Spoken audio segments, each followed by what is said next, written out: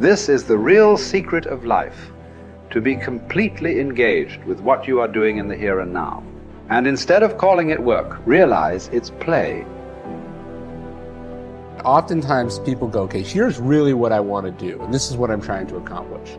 And then they see all these other things that other people are doing, and then they kind of see that as like a grab bag. And they're like, I want a little of this, and a little of this, and a little of this, and I want it all at the same time. And that's not really possible, you know? You can't play 5 sports at the same time. You got to pick one, you got to special. Maybe you can do 2, but you probably can't do 5, right? Number 1 is that you need to really get amped up about why that goal matters to you. Because once you know why the goal matters, that's going to be that thing that gives you meaning and purpose, that turns into a passion, that allows you to show up and keep doing it when you're bored. What would you like to do? If you don't like what you're doing, and you don't like where you are, and you don't like your relationships, and you don't like X, Y, or Z, what do you want? What do you like? And then you got to be able to add passion to it to activate that thing and make that dream a reality. And to find that meaning and to develop it, to create meaning in our lives, we have to set an intention and we have to pursue that intention. Start small, know what you want, get out of bed, get after it, set rules for yourself, follow those rules. You have to understand that you're not your own servant, so to speak. You're someone that you have to negotiate with, and you're someone that you want to present the opportunity of having a good life to. And that's hard for people because they don't like themselves very much. Once you discover your purpose, it's your job to live with passion. That's when you're passionate. That's when you're ready to go to that next level. You determine your legacy. It's up to you. Your legacy is in your hands. As long as you can breathe, as long as you can hear, as long as you can see. If you're passionate and driven and focused in what you do, if you're really good at it, people will take notice. That's basically it. So those dreams and goals that some of you have that may seem larger than life, good. That's what I want you to go after. And don't let the fear of the failure, don't let the fear of perfection hold you back. You won't be perfect. You will make mistakes. But I promise you this, you're never going to know if you can sink or if you can swim unless you jump in the water. So continue to fight forward. Continue to believe in yourself. Hold on to the possibilities. Get away from the negativity. Push yourself, believe in yourself, and go as far as you can. I will remember that my choices create my reality. My responses create my outcome. I will speak with compassion. I will stay true to my heart.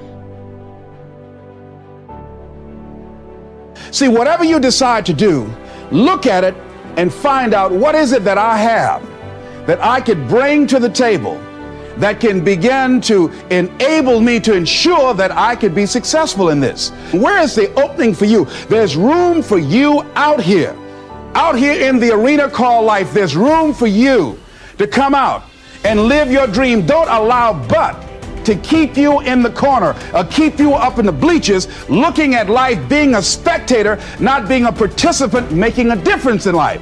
I believe that all of us came here with something. All of us showed up to give something, and that nobody's going to give that service that you have to give. No one's going to produce your product. No one's going to write your book. No one's going to open your academy. No one's going to begin to create your daycare with a special curriculum to help to cultivate the high self-esteem in our children. That's your idea. And if you don't bring your idea out here, when you die, all of us will suffer because we've been deprived of your genius because you allowed but to keep you in the bleachers and not pursuing your greatness. You take it to your grave with you. And that's what most people do. Now here's the simple formula for setting goals. It goes like this. A, work on your goals. That's step 1. Work on them. And I put the word work there deliberately. Setting goals is plain hard work. I don't want to kid you. We haven't come here tonight to kid each other. It's work. I know it's work. That's why a lot of people just let it slide. It's work. Many people work hard on their job, but they don't work hard on their future. They just let that slide. And the work involved is making plans. I know most people don't. I understand that. But don't let that be you. Guy says, well, yeah, you work where I work. By the time you struggle home, it's late. You've got to eat a bite of supper, watch a little TV, get to bed. You can't sit up half the night. Plan, plan, plan. And the guys be good worker, hard worker, sincere.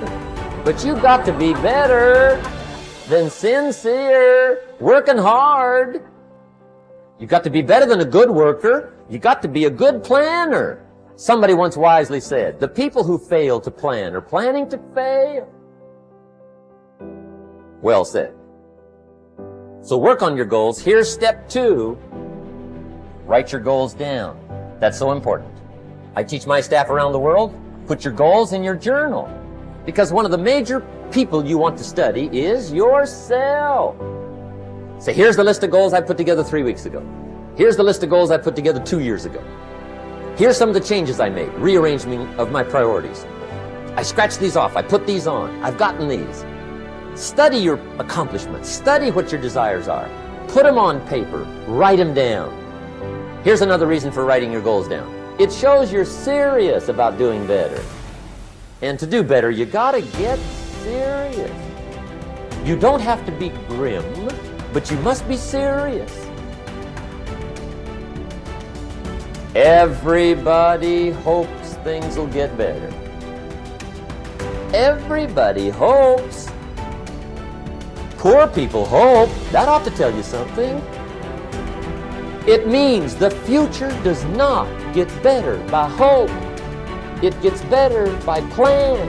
In studying warfare and battles over the centuries, I have always been fascinated by the situations where a smaller force defeated a numerically superior force. In every case, what I discovered was that the numerically smaller force was far better organized, more methodical, and more orderly in its plan of attack and execution than was the larger, more disorganized force.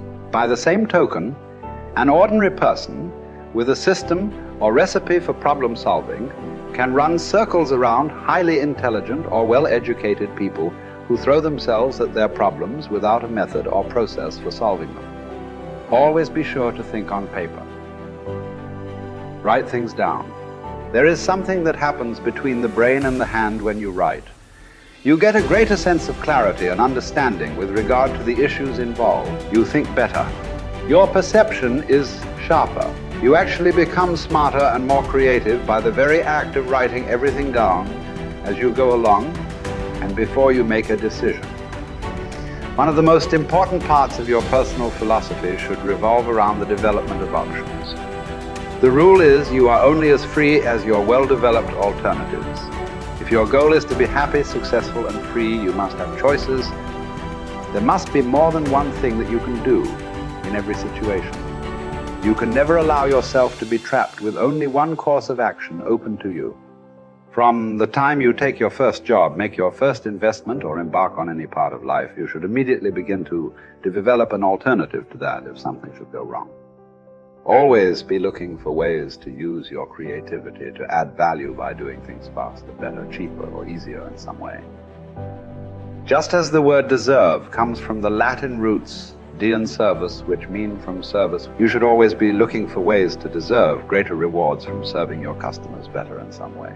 In the final analysis, as a member of society, as a player, in our economic system, your riches and rewards will come from your ability to serve other people better than your competitors. Use your intelligence and your creativity every single day to find ways to make yourself more valuable to your company, your industry, and your world.